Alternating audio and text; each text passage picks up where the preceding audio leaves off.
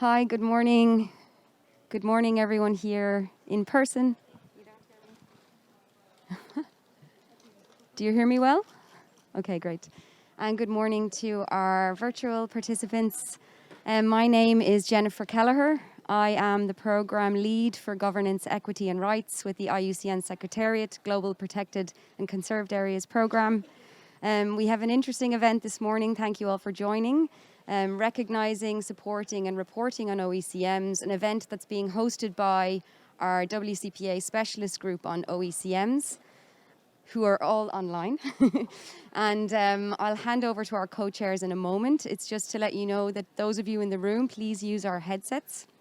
And there'll be a questions and answers session after our presentation. So Harry, Kathy, I'll hand over to you. Thank you. Jenny, thank you very much. I just want to check in on the audio. If you can just give me a confirmation that you can hear me loud and clear.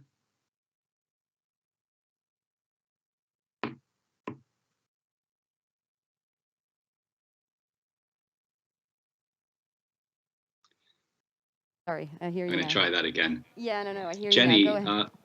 Go ahead. Go ahead. Go on. No, please go ahead. Thanks. Great.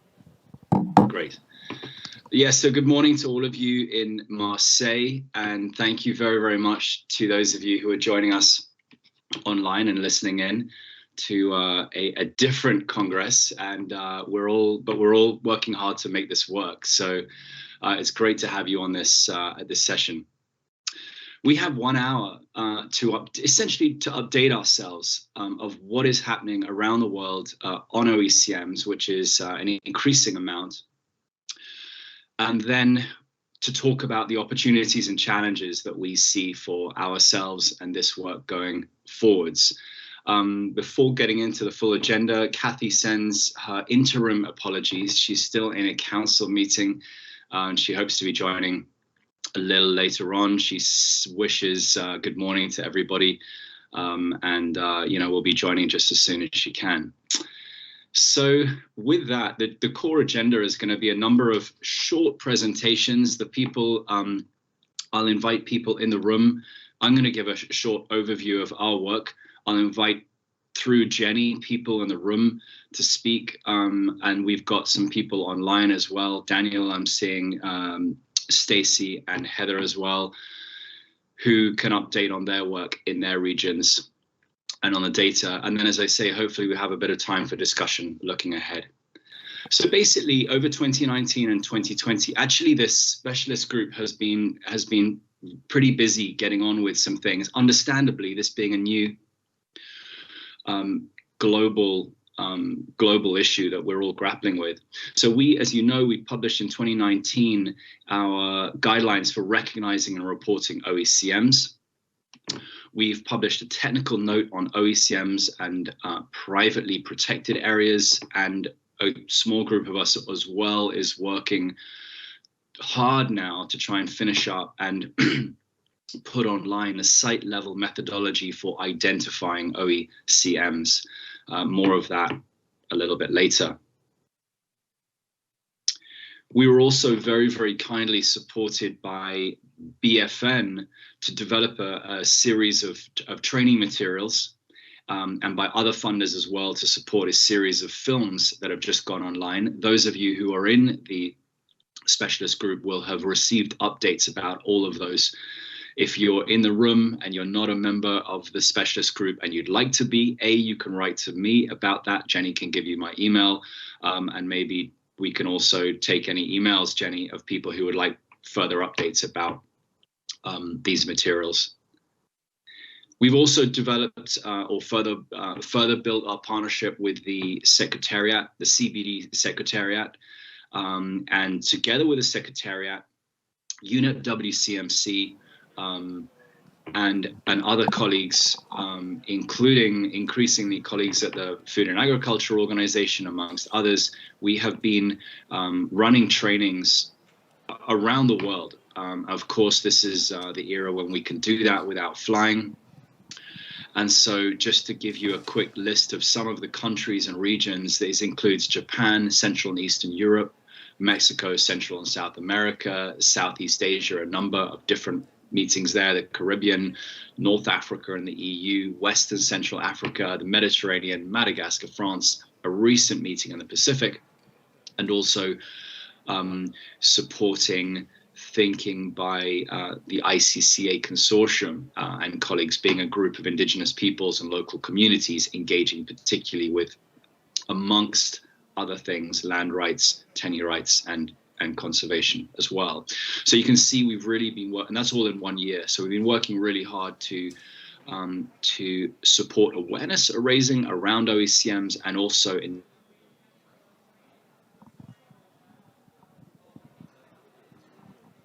them as a new approach to thinking about conservation and conservation outcomes. Heather, I know, will speak to this, but there's also been a real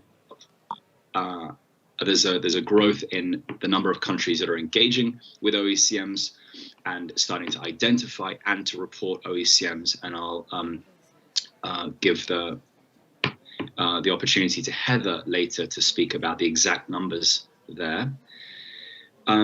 Now, as we look ahead to the rest of this year and at least 2022, prior to this Congress, of course, we had the online voting, a resolution 80 on recognizing, reporting and supporting OECMs was voted upon successfully.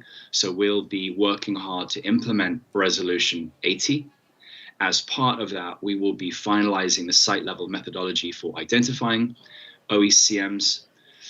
And the decision there is that document is, we're going to develop a document that can be online, that you, plural, those of you online, those of you in the room, can start using in your countries to identify OECMs. And at the same time, we acknowledge that a document like that, especially because it's the first time we've developed something like that, will need to be quite quickly revised and updated as people report on how it's working and how it can be improved. So that's the approach. We want to put something online that you can use, and then we can have subsequent versions being published.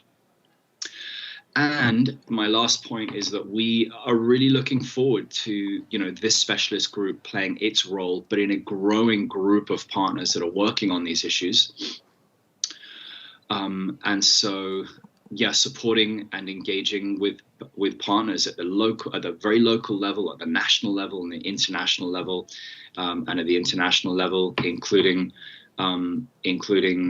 colleagues working on the Green List in IUCN, of course, UNEP WCMC, the Food and Agriculture Organization, and many other organizations and funders as well that are going to be involved in this.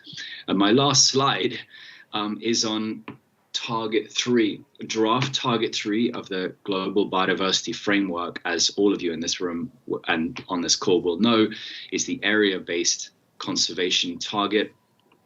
And as you'll also know, it talks about reaching the current draft percentage being 30% through, and then it says, effectively and equitably managed, ecologically representative and well-connected systems of protected areas and OECMs integrated into wider landscapes and seascapes. So OECMs are going to play, a major part of area-based conservation, at least over the next 10 years. And as a result, we collectively, those of us supporting others to engage with us, need to work really hard to do that. So with that, I will pause, come back to the screen, and I would like to, maybe we begin with the online people first, and then we can move to the room if that's okay. So what I'd like to do, Daniel, if you are ready to present on updates from South and Southern Africa, as discussed. Thank you so much. We'd love you to present in under 5 minutes or so, and then we can give lots of time to other people. Thank you, Daniel. Over to you. Thank you, Harry. And I assume our presentation's up on the screen and you can see it, so I'm going to charge ahead without it any more delay. Thank you for this opportunity. In a few minutes, I just want to present a very quick update, really to share some key lessons that we learned from our national process in South Africa in terms of the key steps that we feel were important in our process to make it a success in terms of how OECMs were implemented nationally. Let me just figure out how to change slides. There we go. So the first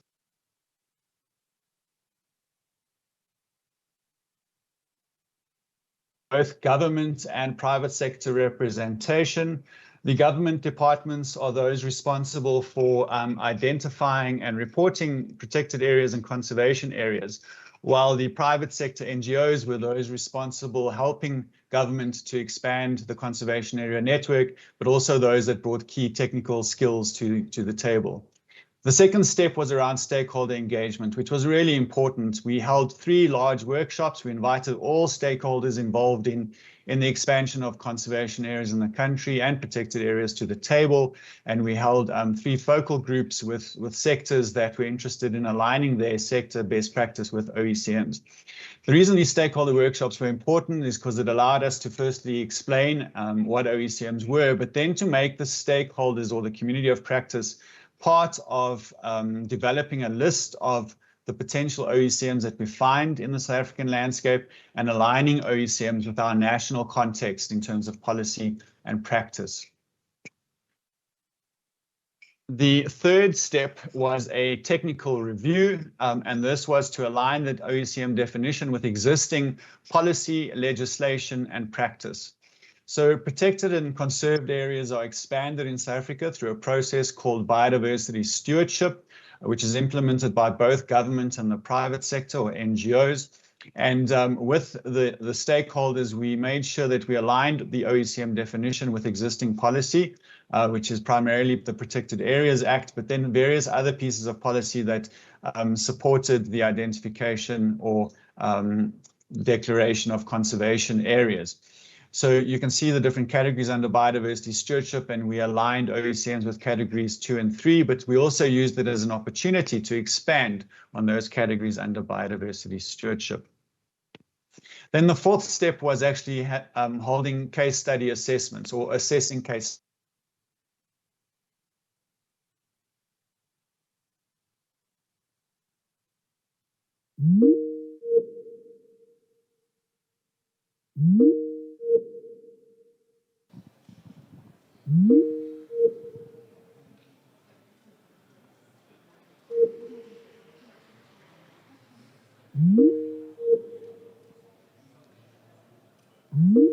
Daniel, I hope you can hear us, but your connection is This just mosaic dropped. of protected and conserved areas. Sorry, Daniel, we lost the connection briefly. So can you just go back to the beginning of speaking about the assessment?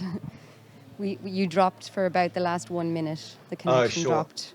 So just go back to the beginning. Okay. Thank you. Sorry for All that. right. No problem. Thanks, Jenny. All right. So the fourth step was conducting case study site assessments. This happened in the Kruger Canyons Biosphere Reserve buffer zone in South Africa. We assessed 9 sites, 6 of which would have qualified as OECMs. And this took place in a high biodiversity area. But what I really want to illustrate with the map that you can hopefully see on the screen there is that the colorful sites that were assessed as OECMs start creating this mosaic network in this kind of landscape with protected areas and start acting as buffers and connect these protected areas and really fulfill a fundamental role in this conservation network or estate.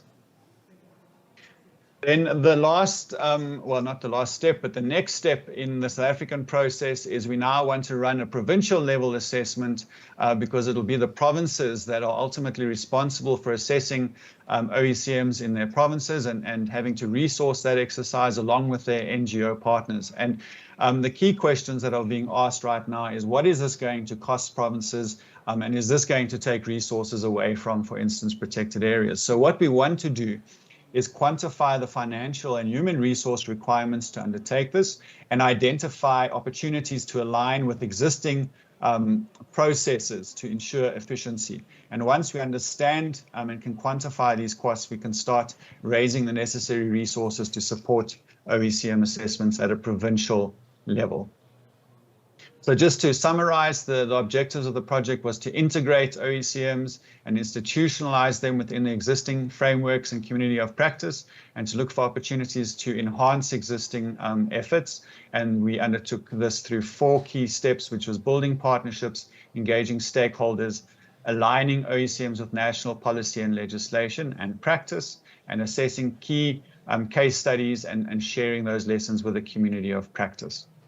Thank you for this opportunity, and you can download the full report and the paper published in PARCS if you want to see the full results of this assessment. Thank you. That's brilliant. Thank you very much, Daniel. And the film series that I mentioned earlier is also about Daniel and colleagues' work in South Africa. So again, it would be great to for you to have a look at that if you haven't already. Thank you so much. Stacey from the Pacific, over to you. Thank you. Hi, everyone. Just trying to figure out how to share my screen here. 1 second. Bear with me. I'm coming to you from Suva, Fiji right now, and I'm going to be sharing some slides that was part of the recent Pacific OECM training that Harry talked about a minute ago. Let's see if this works.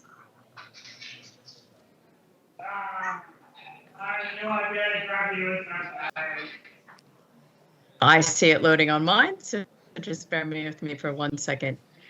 I'll just start talking anyway. But the first slide that I wanted to show is just an image of the title for a PARCS paper that I was a co-author on that came out in 2013, where we questioned the fit of the protected areas as seen through the lens of the IUCN protected area definition in terms of how well this applies in the Pacific Islands context, where the majority of land and a lot of the sea areas is under customary tenure by Indigenous peoples who may not have nature conservation as their primary motivation for managing a certain area. Their motivations may relate more to managing access for use of resources, sustainable use of resources, or cultural practice. Sorry, I see my slides are just getting. And so in this vein, OECMs could be seen as a potential opportunity. And so I'm going to talk about a few of the opportunities. I think you can see my slides now, as well as some of the challenges for establishing or OECMs in the Pacific. Are we good? Can you see them? Yes, thank you. Yep, we're good. Yep, thank you. Great. Okay, awesome. So if anyone's interested, this was the PARCS paper in 2013. So some of the opportunities for OECMs in the Pacific region is that gives us this lens to really focus on local governance and equity. Many instances in the past when protected areas have been established in the Pacific, it's been a very top-down process, and there has been misaligned values and objectives with the local people on the ground, which has resulted sometimes in inequities, non-compliance with the management rules, and ultimately ineffectiveness in the biodiversity conservation outcomes. Another opportunity that I see for OECMs is that recognition has the potential to strengthen local rights and increase respect for local values, knowledge, practice, and worldviews. And this will ultimately incentivize the long-term engagement, principally of the Indigenous peoples who have tenure over the land, as well as customary marine tenure in many places in the Pacific. As well, recognition of local governance can at least start the conversation to make sure, as well as possible, that benefit sharing mechanisms and decision-making processes are suited to local contexts and locally perceived as equitable. I'll tell you, this is one of the main reasons that management fails in the Pacific, is that people perceive inequities, and instead of just grumbling about it, they might sabotage the whole thing. When we did this training a few weeks ago with Pacific Island government representatives and other NGOs, I really emphasized to everyone as part of the training to consider OECMs as an and to the protected area state, and not necessarily an or in terms of a locally managed area does not have to just be an OECM, because in many cases in the Pacific, there is very good legislation, like in Vanuatu or Solomon Islands that you see here, that actually provides a way for legal recognition of locally managed areas that don't necessarily have nature conservation as a primary objective. So we were advocating to use OECMs in the cases where you want to recognize certain areas, but it's not necessarily covered within a tool for your protected area legislation. We also see OECMs as an opportunity to be able to bring in more resources, particularly through overseas development aid, to help support achievement of sustainable development goals. The biosphere, having a healthy biosphere, is foundational and underpins delivery of the SDGs that are related to society and the economy. And as much as we can show that OECMs are delivering not just on biodiversity conservation outcomes, but as well on these SDG outcomes, we should be able to bring in more resources. The example on the left is just one way that we've been starting to do this in the Pacific. It was a policy brief to go to the Fiji government talking about locally managed marine areas in Fiji and how they are already delivering on many of the national sustainable development goals for food security and livelihoods. And therefore, we should think about mainstreaming resources to enable their management to continue. So there are also various challenges for OECM implementation. A general challenge that many of you would be familiar with is there's been concern that governments might attempt to achieve their area-based targets without necessarily doing anything, and by recognizing areas where there may be industry and industrial exploitation, for example, monocultural plantations. But when I presented this,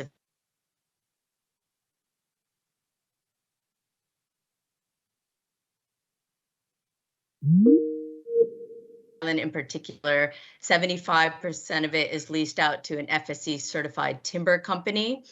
And in order to maintain their certification, they need to keep the forests above 400 meters intact, as well as these riparian reserves. It costs them a lot of money to do this. It stretches their budget.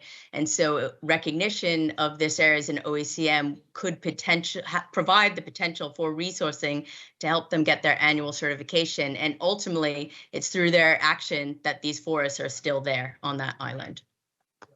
Other challenges in the Pacific is that those governing existing managed areas may be wary of designation if it adversely affects their rights. And so this just goes back to the importance of free, prior, and informed consent. And it's essential, and it needs to include information about if there would be any changes at all to title or tenure through OECM designation.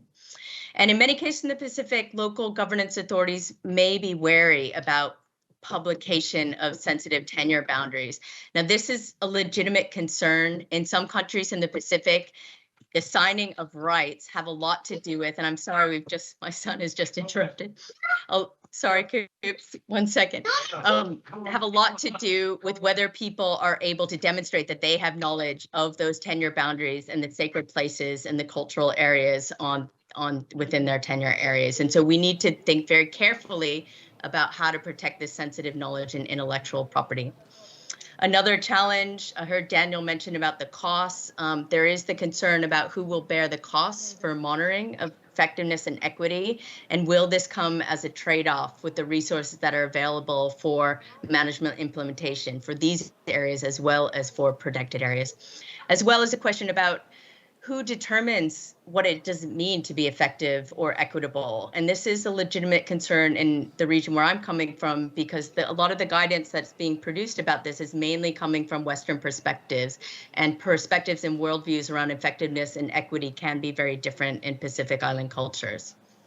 So I'll just end with this. There's a paper that some of you may have seen recently out, a commentary in Nature, where we went through 5 key steps to overcome some of these challenges, not just for the Pacific, but for anywhere in the world. First, demonstrate that OECMs work. Second, ensure that OECM recognition strengthens rather than undermines local governance. Third, make sure to develop pipelines for funding so that the costs for this additional monitoring are not a barrier. Fourth, agree on outcomes-based metrics that are aligned to multiple worldviews. And then fifth, include OECMs and other environmental agreements so we have the opportunity to harness additional resources. Thank you very much. Brilliant. Thank you very much, Stacey. Also with the addition of your son to the team. So I'd just like to ask Heather now, who's also online, to bring us up to the hour, and then we can turn it over to those of you who've made it to the pavilion itself. Thank you, Heather. Thanks, Harry. Just see if I can share my screen.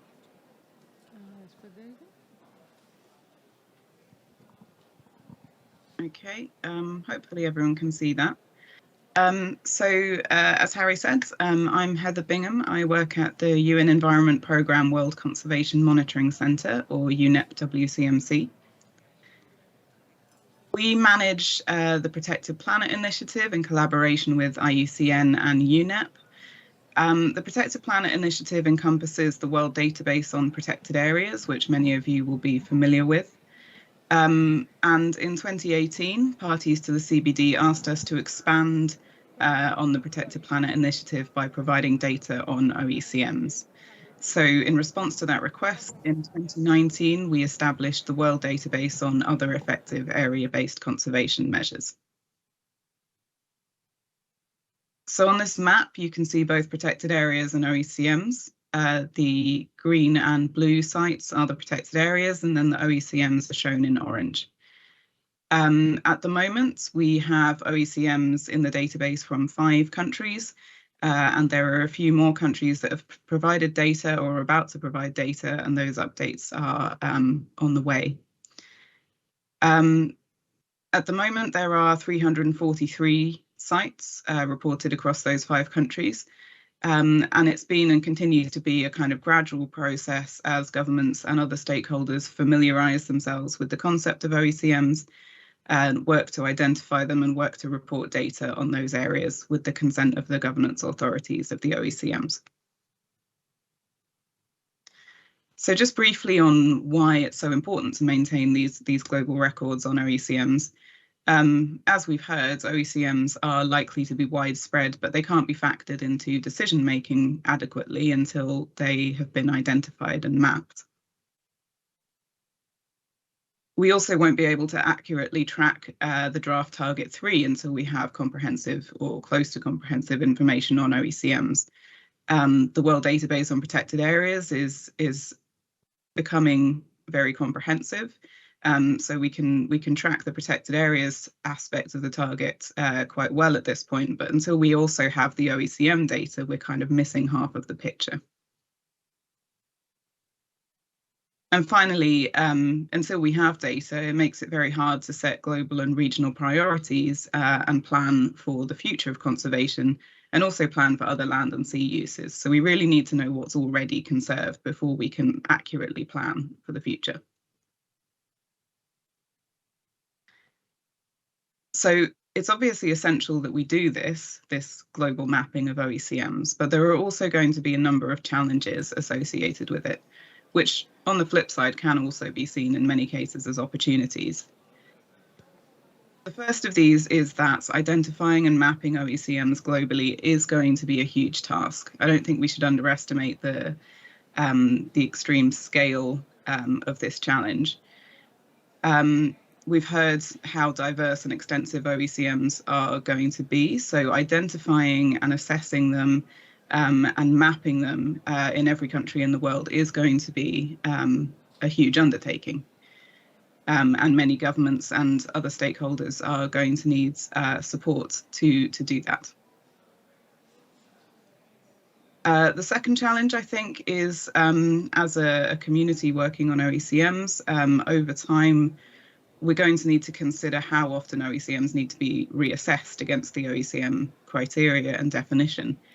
And as we work that out, we're going to need to think about the implications of that for the database. So is an OECM removed because it's reassessed and no longer meets one of the criteria, or is there a period of time over which it's given time to improve and try and meet those criteria again? These are all things we're going to need to consider over the next few years. And finally, moving away from just documenting the location of OECMs, the Protected Planet Initiative really needs to evolve so that it's providing meaningful data and indicators on effectiveness as well. And by effectiveness, I'm meaning management effectiveness, but also the quality of governance and equitable governance.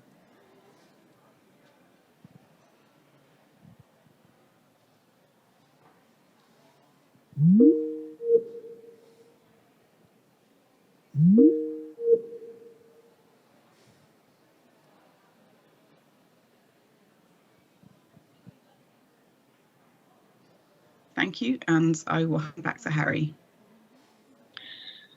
Thank you, and thank you, Heather. And just to underscore, UNEP WCMC has been a great partner and very, very supportive from the beginning. So thank you for that. So Jenny, we'd like to hand over, the virtual team would like to hand over to the real team. And I'm just wondering if, amongst other people in the room, Clara Solano said she may be able to attend today and has got a very interesting update from Colombia. But over to you, Jenny. Yes, thanks, Harry. Thanks, Heather and Daniel. So Clara's just getting set up now. And then after that, we'll hear from Kim.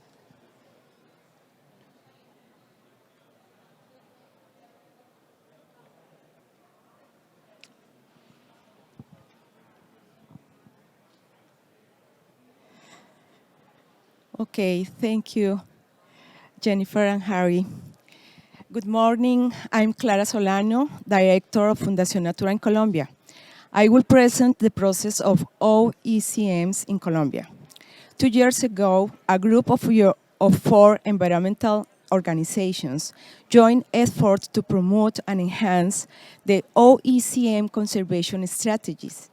The GF Small Grant Program, the Civil Society Nature Reserves Network, the Humboldt Biodiversity Institute, the Local Protected Areas Region Project with the German Cooperation, and Fundación Natura. Colombia is part of the CBD, recognized local OECM, and many of these strategies have not been widely communicated, and therefore their interactions with management official process has been difficult. Here you have the position of Colombia in South America. Our country has an incredible biological and cultural biodiversity supported, but the interactions among indigenous people, local communities, ecosystems, and the society conservation efforts.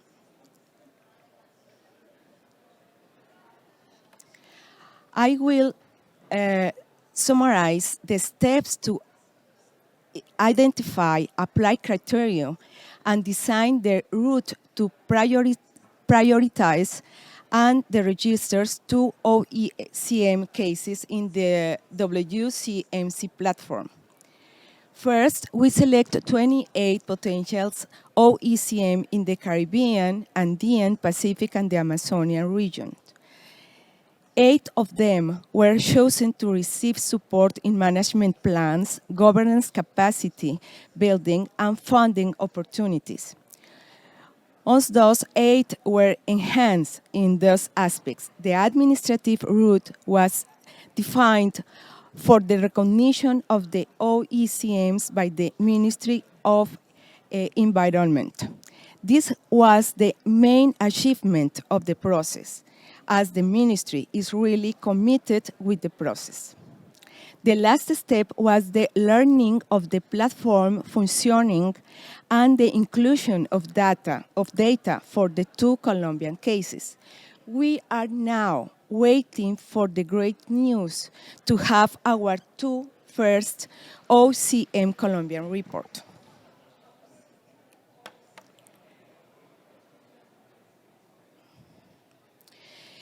We elaborated a participative methodology of OECM criteria application adapted to the country's context and the various forms of governance that the Colombian biocultural diversity has to offer. Colombia has now a national report route adopted by the ministry. This could be the starting point for planning, funding, and support for this kind of conservation strategy. We have our two first OECMs cases submitted to the WCMC, and they are under verification. Also, our experience in Colombia has allowed us to provide support and advice to other countries in Latin America. As conclusion, we have to say that OECM framework allows to recognize other forms of conservation and governance in Colombia, areas that already exist and have conservation process. This is a new process in Colombia, and we need lasting capacity building at different levels.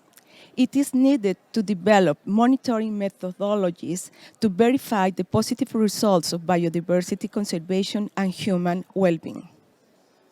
These areas transcend the public governance to another form of conservation that are inclusive and equally valuable. They are key to the post-2020 Biodiversity Framework goals.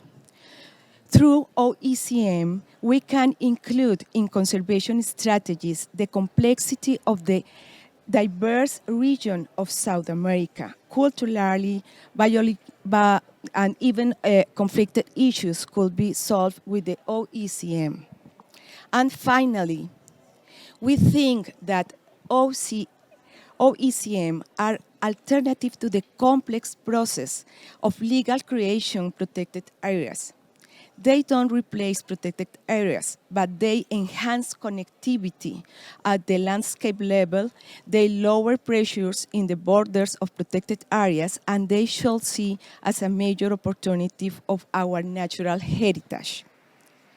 Thank you, and here we have the team, a great team to work in Colombia. Thank you for your attention.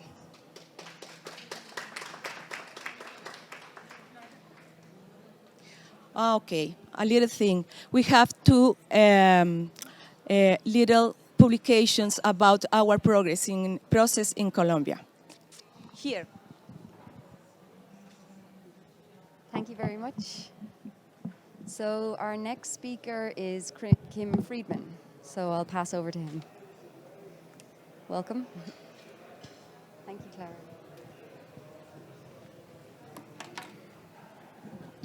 Good morning, everyone, and good evening, or wherever you are. I'm here really speaking on behalf of Amber Himes-Cornell. I'm from FAO, and Amber Himes-Cornell is leading our spatial management program. Yesterday, we held a side event about fisheries in the post-2020 and spoke to the opportunities that the post-2020 has. It was called Smooth Sailing or Stormy Waters, and this talks to the opportunities that the fisheries community has and the conservation community has in coming together to work at mutual aims in conservation. And OECMs is obviously one of the best opportunities for this, in that it brings together a lot of spatial management work that fisheries is already doing in a way that it's recognized, and as Clara says, gives recognition for measures that are already in place both nationally and internationally. And that's very important. So what is FAO's role? Well, I think FAO's role is to speak to the fisheries community and to the conservation community and make sure that OECMs are seen as something that's welcomed in the post-2020. Secondly, we need to inform both the fisheries community and the conservation community of the opportunities that exist. And this is not just for fisheries, but also for aquaculture. FAO's challenge is not only to bring this to the member countries, but all the way down to the local level. And if you can imagine the contexts at the local level of people who don't necessarily even know what the CBD is, don't necessarily know what these new frameworks are, that opportunity for translation and informing is a large challenge to bring it down in maybe local languages that reflect fisheries, but also local languages that reflect the context of the countries. So that challenge is getting that spatial management that's already in place, nationally and internationally recognized, so fisheries and conservation can join together outside of what was known as the typical spatial management approaches that were particularly embedded under the environment departments. The second role is to elevate the actions that are done under fisheries so that they suit the standards that are held as the bar what OECMs can be recognized. So there'll be lots of actions that are happening on the ground that maybe don't necessarily reflect the key standards for an OECM to be required, but could easily be reached with some small either negotiation or translation so that people could see what was required so they could reflect their action through the architecture and paradigm that is an OECM as described in the criteria of the CBD. So that's the second option, not only making people's local actions reflect, but also getting them to potentially elevate their actions or change their actions slightly so that they fit into the framework of what is an OECM. And thirdly, FAO's role is to support the fisheries and aquaculture community in this new framework in all these steps. Firstly, the awareness. Secondly, getting the understanding of what would be candidate areas, how those candidate areas might be able to be reflected in a national framework of OECMs. And with that, bring the community of conservation people closer to the community of people who are users, and hopefully sustainable users, and elevate that sustainable use as a pathway for conservation. That is a major opportunity that wasn't available to people who were shy of putting their spatial management under what might be called protected areas, in that they would potentially lose some of the rights that they held if they put it under the complete designation of the Environment Department. And FAO will be running meetings and has been running meetings with partners such as IUCN's Fisheries Expert Group and EBCD, ICES, to try and bring these stories together so that people can see real examples of how this is played out, whether it's in Canada, in the North Sea, in aquaculture activities, south coast of England, where we take the different real-world examples and put it through the filter of what are the criteria of OECMs and see how they match and don't match, and allow the countries to develop a language so that they can handle all of these local contexts within the framework of the criteria of the CBD. And as you can imagine, not only do we have to build awareness, but we have to build this whole section of looking at candidate areas, allowing the countries to develop the architecture and the processes for documenting these candidate areas as OECMs, develop monitoring frameworks and such like. I think there's a great opportunity for a better relationship between fisheries agencies and conservation ministries, which typically can be quite strained. But there's also a great opportunity here for delivery against what is our ultimate aim, which is biodiversity conservation, which is such a mainstay for fishers and such an interest for the environmental department. So there's no particular reason why this couldn't work if we do it well. And FAO, through Amberheim Cornell, is actively discussing for regional meetings across the globe for how we will firstly take this to regions, and then with certain countries play roles in trying to describe how they've gone through this process, and neighboring countries can join in to the overall evolution of this idea that maybe there's a number of front doors for doing spatial management for the conservation of biodiversity, not just through protected areas, but a range of other techniques which are spatially controlling areas that has extreme benefits for biodiversity and needs to be recognized, because one of the biggest problems we have is that we have a lot of negative subsidies, but not a lot of positive incentives. And if we manage to get these controls that are in place within the fisheries community recognized and positively incentivized, there's more and more opportunity for this to be taken up by the fisheries community, and more opportunity for this to be seen by the conservation community as valuable to what you're hoping to deliver. Because in the real world, we're all one community. We put ourselves under these little flags, but We're all just people going about our lives, and we have to make sure that where we have joint aims, have the opportunity to deliver. And we think this might be a great opportunity to bring those two communities closer together. Thank you.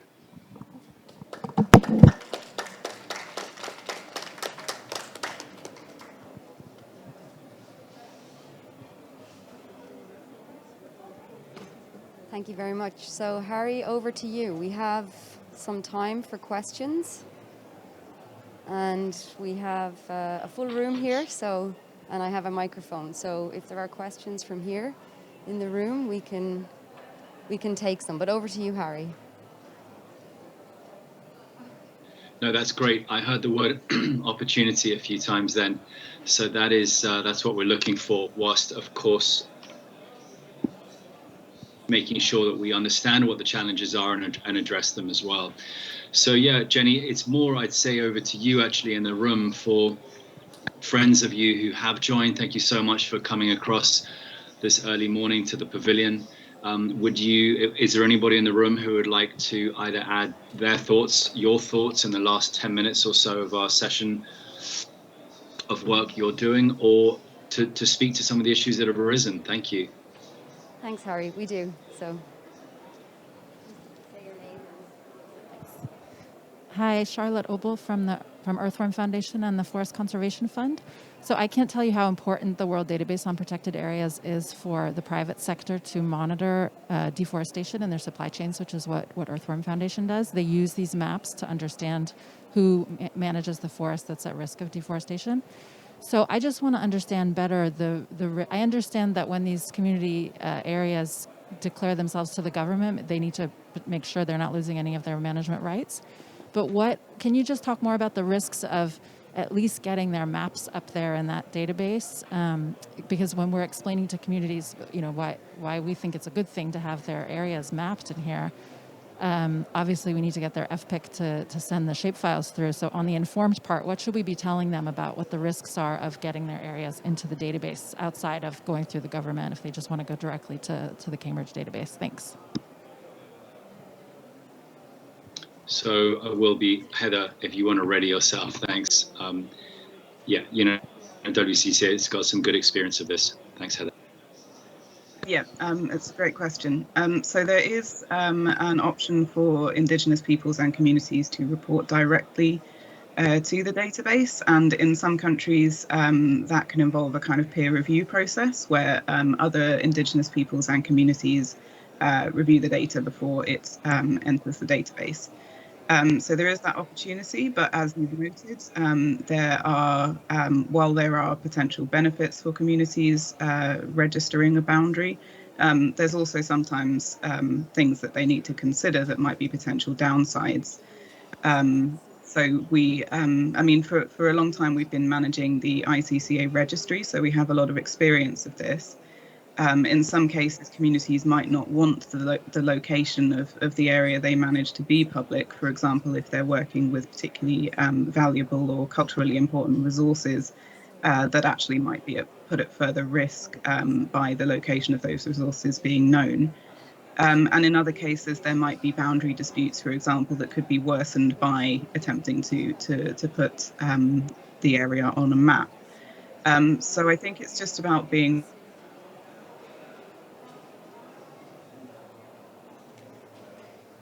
community that's considering providing data is fully aware and has provided their free, prior and informed consent. And of course, then there are also issues specific to OECMs that we've heard a bit about today. While OECMs might be a great opportunity for some communities to get increased recognition, depending on how the concept is applied across countries, it also might be a less appropriate option in other cases. So again, I think it's just about making sure that everyone is really very informed before committing to providing any data. Thank you, Heather. We have another question. Thank you very much. Britta from Namibia Nature Foundation.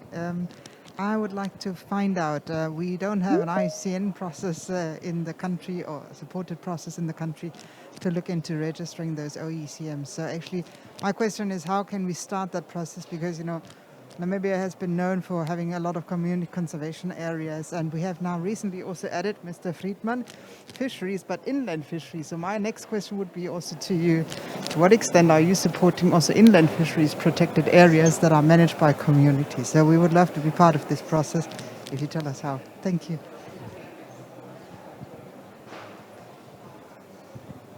So FAO does have an inland fisheries program, but we don't necessarily see any differential between the marine and, I mean, there's differential in the way they behave, there's differential way the inshore and offshore and such like, but in the way of doing OECMs, we see all areas as open to those opportunities, in that these type of spatial controls are used in fisheries for millennia. And it's more of a reframing of what people are doing so that they might be able to be recognized from the top down. And what FAO's role is not necessarily strengthening the top-down view, but helping people to enable them, if they wish to be able to show that upwards, because all these management changes cost. There's a cost in time, in capacity, in technology, in money, for people to be able to take time out of their way to play within those spaces and to make it as easy as possible for them if they choose to do it, and to have them as informed as possible and assisted if needed is a role, especially for communities that are so dependent on the natural environment for their basic needs. Thank you. Thank you for the question, and thanks, Kim. So we have a little bit of time, two questions here in the room. Okay. Yes, concerning the first question, in a country like Colombia, where we have a lot of violence and security problems, to be visible for this kind of communities, it means that we have a strong governance process. We have the government institutions and civil society institutions involved in the process, because otherwise, when a community is visible through the OECMs, it could be a risk for them and also for the NGOs like us that work with them in very special areas of the country where violence is still happens. Thank you. So we just have one more question here in the room, Harry, okay? Hi, this is Alicia from the University of Bergen UNESCO Chair, and I was happy to see an FAO representative here, and I was wondering, the UNESCO World Network of Biosphere Reserves that comprises 700 sites, I'm wondering how you see that fit into the OECM, because they have their own periodic review process, and I was wondering, is there going to be a matter of every biosphere reserve applying to be an OECM, or is there going to be another mechanism to account for these kind of sites? Thank you. Maybe I can kick this off and also bring Daniel in, who's done work in a biosphere reserve. Just to say, not online now, but colleagues in Canada have been asking themselves exactly this question, and they've done a study of a number of their biosphere reserves to understand which parts. That's the question: which parts of the biosphere, being the parts outside of the core area, which is necessarily a protected area, might be OECMs. So it won't be a blanket question. The question will be more nuanced. Are there areas within biosphere reserves that meet the criteria? So that's just a first comment in the last couple of minutes. Daniel, would you like to elaborate on that from your work? Yeah, thanks, Harry. I think it's important to note that every site needs to be assessed in its own right.